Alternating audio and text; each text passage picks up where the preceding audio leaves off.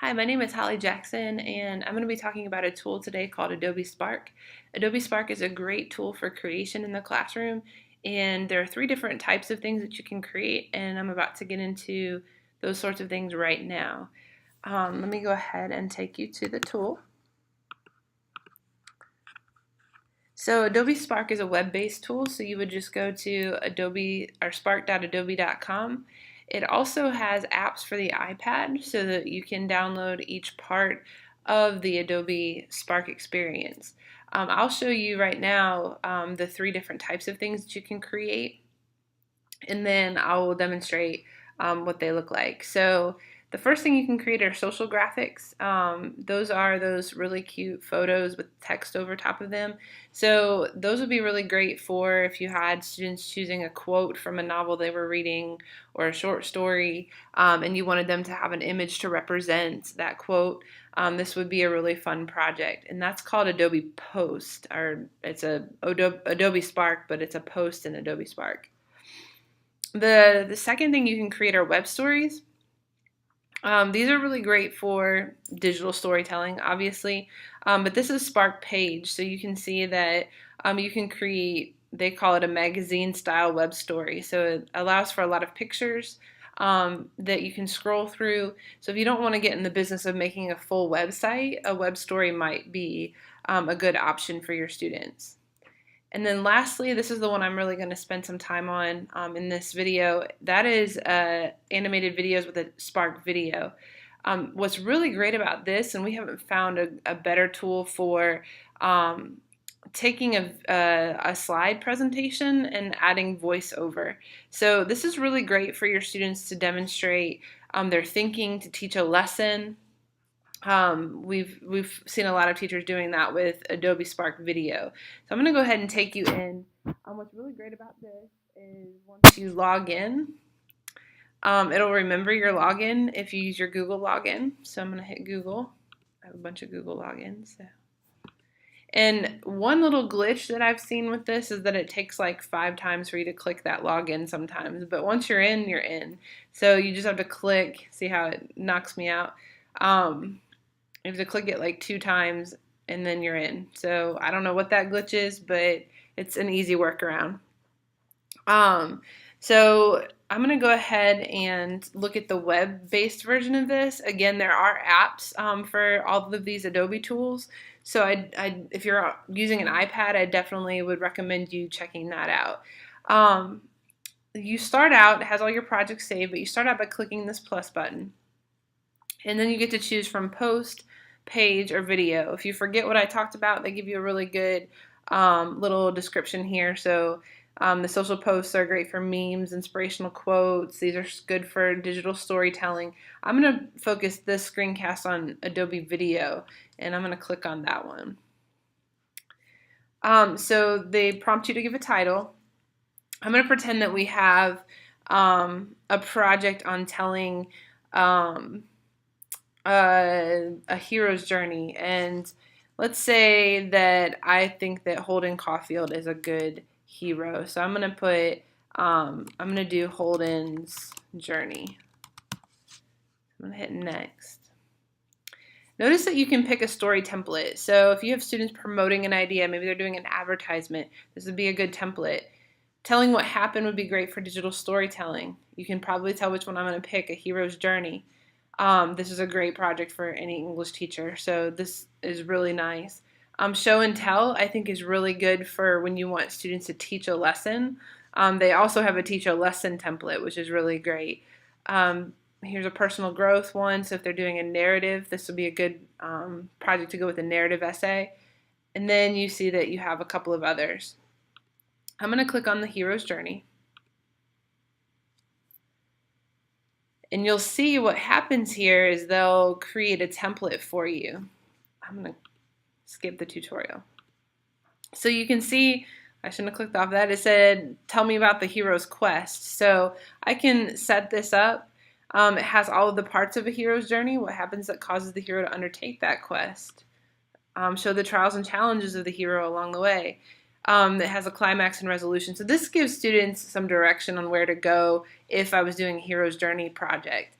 All of the other templates have different things here. So it's definitely worth your time to check out those templates and see what they have. If you don't really want to use a template, you can just have your students start from scratch. Over here, you have some options of different little themes that you can use.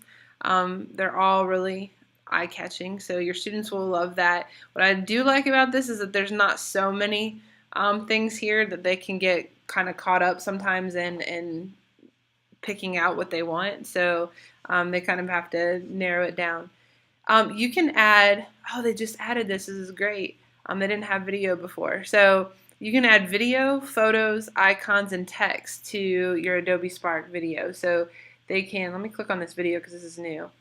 So they can upload their own video. So they have to have their own video. It's not like a link that you can add. So if they've recorded video, say on their iPad or with their device, they can upload that video here.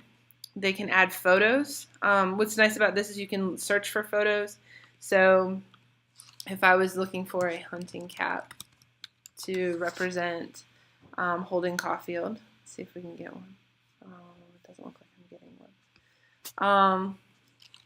Let's see. Let's just do a hat. Should get some sort of hat. All right, so you can see that it searches the internet for pictures. You might, depending on the age of your students, you might not want students doing that. They can also upload photos, so that might be a better option. There are also icons, so if you're looking for maybe a hat icon, I didn't see any good pictures I liked. This might be a little bit better. So I'm going to go ahead and put an icon there to represent Holden Caulfield. So you have some options there. You can change the theme. Up here you can change the music, which is really nice. They have lots and lots of different sort of themes. Let's see if it'll play for it.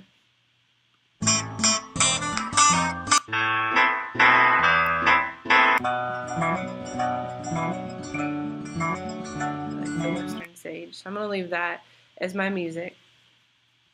You can add your own music by clicking on this, which is really great. You can turn the music off if you think it takes away or detracts from the presentation.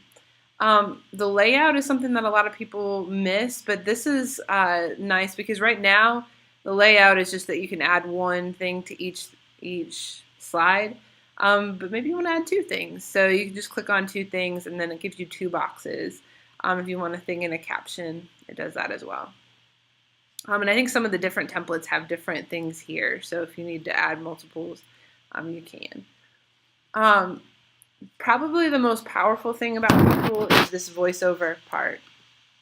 So you can add captions. Okay,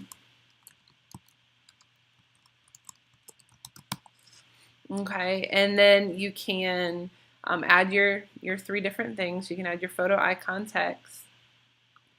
And then what's really nice about this is your students can record their voice. So I'm going to hold this down and I'm going to record my voice talking about Holden's journey. So 3, 4, 5, it tells you how many seconds you're recording, which is really nice. So if you want to keep it short, you better stop now. All right.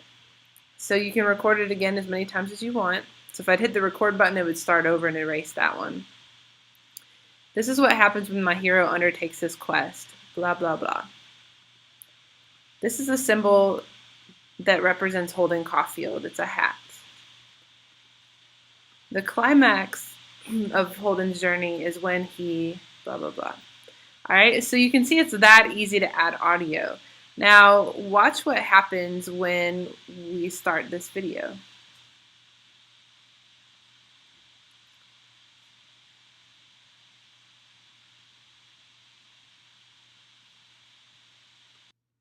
All right, so you can see that my video is 35 seconds long.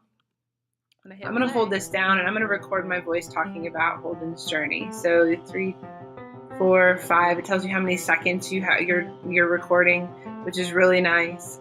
So if you want to keep it short, you better stop. This is what happens when my hero undertakes this quest, blah, blah, blah. It's a symbol that represents Holden Caulfield. It's a hat. All right, so you can see how it just cycles through and makes a really nice video of your students talking through a presentation, which is awesome. When we're finished with it, I know that mine needs a lot of work, but when we're finished with it, you can hit share, and a button pops up down here that says make a shareable link and or create a public link. So once I do that, you see that I get a shareable public link. I also have the option of downloading this video. What makes this really powerful is I can download the video and add it to something like Edpuzzle, and I can insert questions for my peers to answer. As a student, you can make this your digital content for the next day. Your students could create these different projects and then interact with them the following day if you post them, say, to Google Classroom. So you get the shareable link. You also can get an embed code if you have a website, and you also have the possibility of downloading it, which is really, really great. So that's my overview of Adobe Spark Video. It's really, really powerful. Probably one of the more powerful creation tools that we've found recently. If you find yourself using this tool, please share it out at our hashtag HCSPDL, or tweet me at MIZJAXSUN, Ms. Jackson. I would love to hear from you about how you're using this tool. Again, our Twitter handle, our Twitter hashtag is HCSPDL. And then my profile is Ms. Jackson. So if you'd like to tweet either one of us, that would be great. We would love to see how you're using this in the classroom.